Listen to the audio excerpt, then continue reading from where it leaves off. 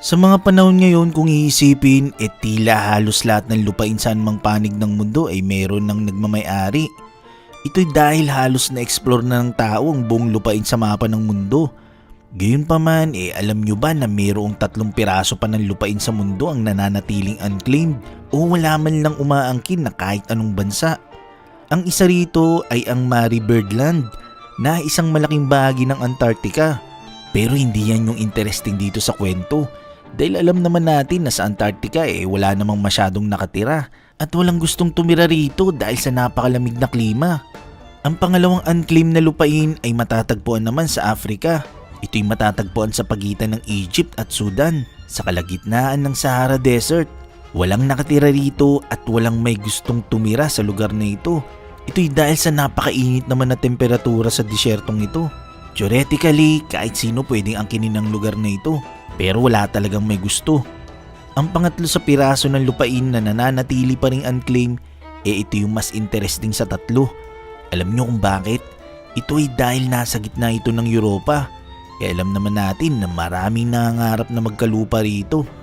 Ito ang Terra Nullius na matatagpuan katabi ng Danube River na naghihiwalay sa pagitan ng Croatia at Serbia na hanggang ngayon wala pa rin gustong umangkin dito na kahit anong bansa.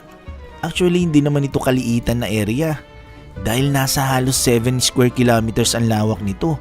Halos 2 beses ang laki nito kesa sa sukat ng Central Park ng New York City. At mas malaki pa ito sa Vatican City at Monaco na parehas recognized sovereign nation ng Europe. Since walang kahit anong bansang gustong umangkin sa lupaing ito, wala rin talagang nakatira sa lugar na ito. Ang ibig sabihin ng pangalang Terra Nullius ay Nobody's Land. Kaya nga kung iisipin kahit sino pwedeng i-claim ang lupaing ito at magtayo ng sariling bagong bansa. Pero bakit nga ba walang gustong tumira rito? Well, balikan natin ang kasaysayan para maunawaan natin ang mga naging sitwasyon sa lugar na to.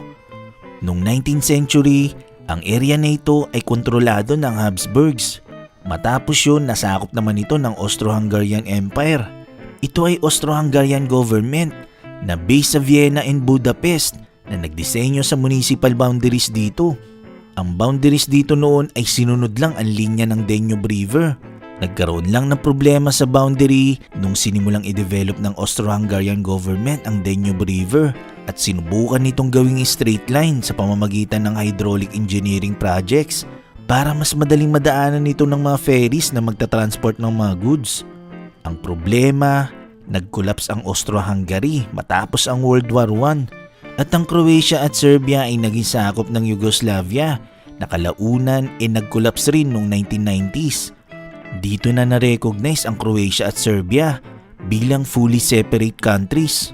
Sa nagdaang dekada, ang Danube River ang nagsisilbing border ng 2 bansa. Siyempre noon hindi naman issue sa kanila yon dahil united sila under Austro-Hungarian government. Ngayon na nagkaiwalay na sila ngayon, medyo nagkaroon na ng conflict sa claim. Ang boundary na nire-recognize ng Serbia ay ang kasalukuyang linya ng Danube River.